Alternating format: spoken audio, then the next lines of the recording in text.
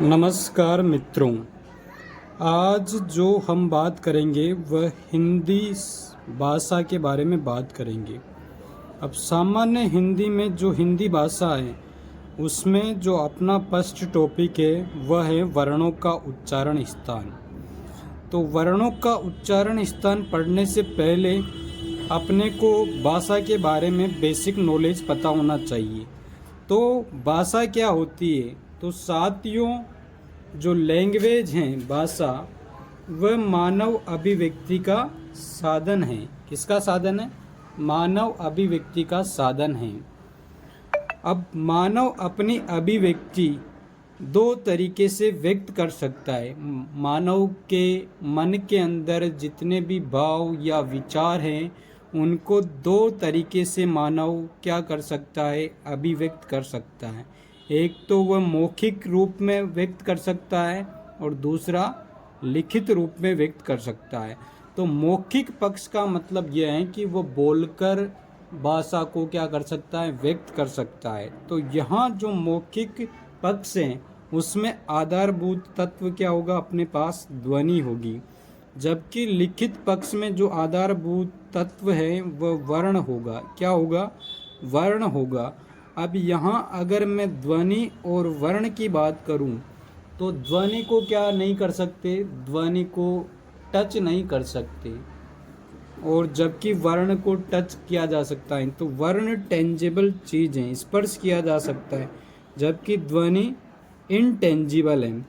अब हम बात करेंगे वर्णों की, क्योंकि अपना टॉपिक क्या है? वर्णों का उच्चारण स्थान। तो वर्ण क्या होते हैं? तो सबसे पहले वर्ण के बारे में पता होना चाहिए। तो वर्ण क्या होते हैं? स्वर या स्वर युक्त, स्वर या स्वर युक्त या सर्व रहित जो व्यंजन हैं वही वर्ण कहलाते हैं। तो हिंदी में वर्णों की संख्या कितनी होती है? हिंदी में वर्णों की संख्या 44 होती है, 44 होती है साथियों, जिसमें से 11 स्वर होते हैं अपने पास और 33 व्यंजन होते हैं। अब 11 स्वरों की बात करें तो 11 स्वर में क्या होगा अपने पास? 11 स्वरों में पहला ए हो गया, दूसरा आ हो गया, तीसरा ई हो गया, चौथा बड़ी ई हो गया, पांचवा छोटा ऊ हो गया, बड़ा ऊ, ऋषि, ए, ऐ, ओ, औ। ये 11 क्या है? अपने पास स्वर है। अब व्यंजन की बात करेंगे तो व्यंजन अपने पास 33 आएंगे। अब 33 व्यंजन में जैसे क वर्ग, पहले क्या हो गया? क वर्ग।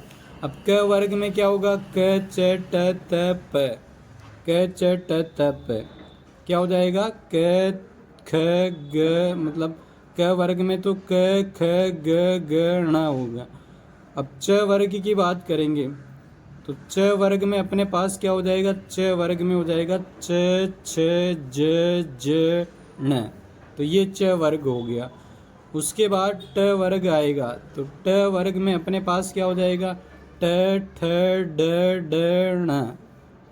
और उसके बाद त वर्ग आएगा। त वर्ग में क्या होगा? त थ द द न। और पांचवा वर्ग आएगा प वर्ग। प वर्ग में अपने पास प फ ब ब म। तो इस हिसाब से क च ट त प, ये जो 5 वर्ग मिलकर कितने अपने पास वर्ण हो गए? यहाँ से अपने को 25 वर्ण देखने को मिले। तो इन जो 25 वर्ण हैं, जो अपने पास 25 वर्ण हैं, इन 25 वर्णों को बोलते हैं स्पर्श व्यंजन। क्या बोलते हैं? स्पर्श व्यंजन बोलते हैं। अब हम बात करेंगे अंतस्थ व्यंजन की। तो अंतस्थ व्यंजन में क्या होंगे? अंतस्थ व्यंजन में अपने पास जो देखने को मिलेगा वह होगा ये, र, ल, व। ये अपने पास क्या है? अंतस्थ व्यंजन है। और ऊष्म व्यंजन की बात करें, ऊष्म व्यंजन मतलब स, स और श, ये तीनों जो स है ये किस में आएंगे? ऊष्म व्यंजन में आएंगे। अब लास्ट है संयुक्त व्यंजन। अब संयुक्त व्यंजन में क्या होगा? संयुक्त व्यंजन में अक्ष, त्र और ज्ञानी आएगा, क्योंकि ये क्या है? दो दो चीज़ों से मिलकर बना है। आगे क्ष की बात करें तो क्ष क्या है, क और स से मिलकर बनता है। किससे मिलकर बनता है, इधर देखो ध्यान से, क और स से मिलकर बनता है, क और स से मिलकर बनता है। अब त्र की बात करें तो त और र से मिलकर बनता है, और ज्ञानी की बात करें तो ज और न से मिलकर बनता है। किससे, ज और न से मिलकर बनता है। इस वजह से इनको संयुक्त व्यंजन बोलते हैं। क्या बोलते हैं बेटा जी, संयुक्त व्यंजन बोलते हैं। अब इन तीनों स को ऊष्म व्यंजन क्यों बोलते हैं, क्योंकि इनकी जो ध्वनि है, इनकी ध्वनि में क्या होता है, जो अपने पास ध्वनि आती है उसमें स का अपने पास ये होता है, स का क्या होता है, अपने पास ऊष्मा रिलीज होती है, जैसे स को।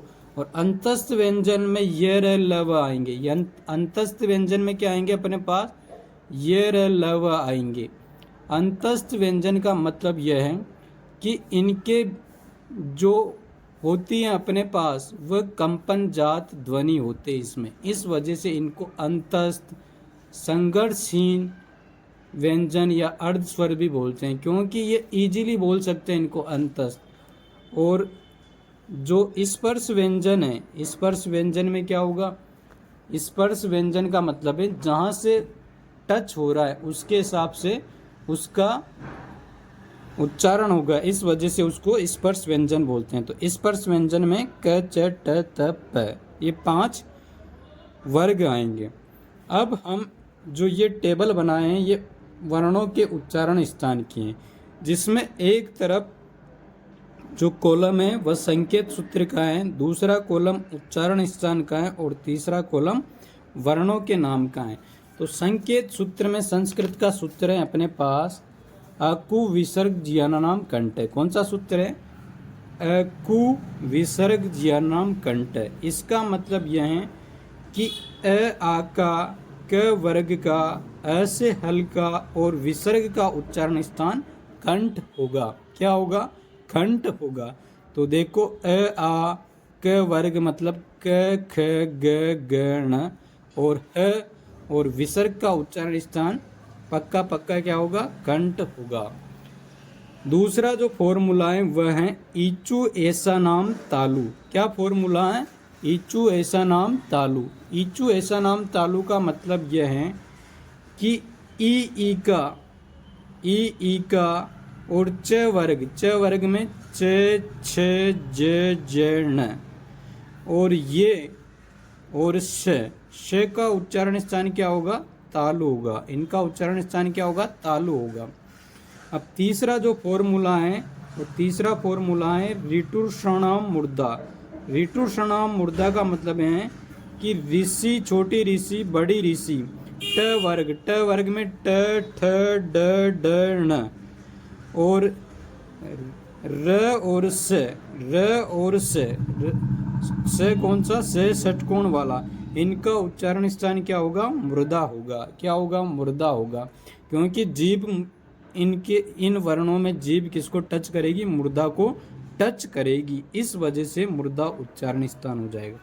अब फोर्थ अपने पास, फोर्थ जो फॉर्मूला है वह है लृतुसननाम दंत। लृतुसननाम दंत का मतलब यह है कि ल और त वर्ग और स से स्लेट। ल का मतलब ल वर्ण हो गया, और त वर्ग का मतलब त थ द न, और स से स्लेट। इनका उच्चारण स्थान दंत अर्थात दांत होगा। समझ में आ रही है बात। नेक्स्ट है फिफ्थ फॉर्मूला उपपाद्यमान होस्ट। उ का और प वर्ग का उच्चारण स्थान होस्ट होगा अर्थात होठ होगा। तो इसमें छोटा उ, बड़ा उ, प वर्ग में प फ ब प म, इनका उच्चारण स्थान क्या होगा, होस्ट होगा। क्या होगा बच्चों, होस्ट इनका उच्चारण स्थान होगा। अब नेक्स्ट है अणमण नासिका। अणमण नासिका, इसका मतलब है कि क वर्ग की अण, च वर्ग की अण, ट वर्ग की अण, और त वर्ग का न, और प वर्ग का म, इन सब का उच्चारण स्थान नासिका को माना जाता है। अगर अलग अलग आए तो क्या बताओगे? जैसे क वर्ग की अण आ जाए तो क वर्ग की अण के लिए क्या? कंठ। च वर्ग की अण के लिए तालु। च वर्ग की अण के लिए तालु। ट वर्ग की अण के लिए मुर्दा। और न का उच्चारण स्थान दांत और म का उच्चारण स्थान होठ। और सारी जो भी अण न और म है उनका उच्चारण स्थान नासिका। अब नेक्स्ट फॉर्मूला है सेवंथ फॉर्मूला ये बोल रहा है कि एकारस से कंठ तालु। एकारस से कंठ तालु। एकारस से कंठ तालु का मतलब यह है कि जो ए है, ए का मतलब छोटा ए और बड़ा ए से एडी और ए से एनक, इसका निर्माण कैसे हुआ है ये समझना है। यदि अ आ के बाद ई आ जाए तो अ आ क्रमशः ई में चेंज हो जाते हैं, ऐसा गुण संधि भी कहती है। तो अ का आ का उच्चारण स्थान अपने पास क्या है? अ और आ का उच्चारण स्थान अपने पास खंड है और ई का उच्चारण स्थान तालु है। तो इन दोनों को मैं क्या कर रहा हूँ? ऐड कर रहा हूँ। तो अ प्लस ई तो क्या हो जाएगा? ए हो जाएगा। और आ और बड़ी ई क्या हो जाएगी? बड़ा ए हो जाएगा। ये तो हो गया अपने पास छोटा ए और ये हो गया बड़ा ए। तो इनका उच्चारण स्थान इन दोनों से निर्मित हुआ मान सकते हैं। तो उच्चारण स्थान क्या होगा? कंठ तालु होगा। क्या होगा? कंठ तालु होगा। अब नेक्स्ट 8th है ओकारस से कंठ होस्ट। तो ओ का निर्माण और औ का निर्माण ए आ के बाद अगर उ आ जाए तो ओ और औ का निर्माण होता है, ऐसा वृद्धि संधि कहती है। कौन सी संधि? वृद्धि संधि। और इसमें गुण संधि। तो सेम ए आ का उच्चारण स्थान कंठ है और उ का उच्चारण स्थान होस्ट है। तो इन दोनों को ऐड करेंगे तो ओ और औ बन जाएगा। इस वजह से उच्चारण स्थान क्या हो जाएगा? कंठ होस्ट उच्चारण स्थान हो जाएगा। अब नेक्स्ट है नाइन्थ फॉर्मूला है वकारस से दंत ओष्ठ। वकारस से दंत ओष्ठ का मतलब है कि वह वर्ण का उच्चारण स्थान दंत और होस्ट होगा, दंतोष्ठ होगा। दंतोष्ठ मतलब दंत प्लस होस्ट। और लास्ट है हकारस से अली जीवा। ह वर्ण का जो उच्चारण स्थान है वह अली जीवा होगी, मतलब जीभ को माना जा सकता है। इस वजह तो दोस्तों आज हमने क्या किया है, जो भी 10 अपने पास संस्कृत के फॉर्मूले हैं उसके आधार पर उच्चारण स्थान का जिक्र किया है। तो कैसी लगी आपको क्लास? कमेंट में बताइए। Thank you.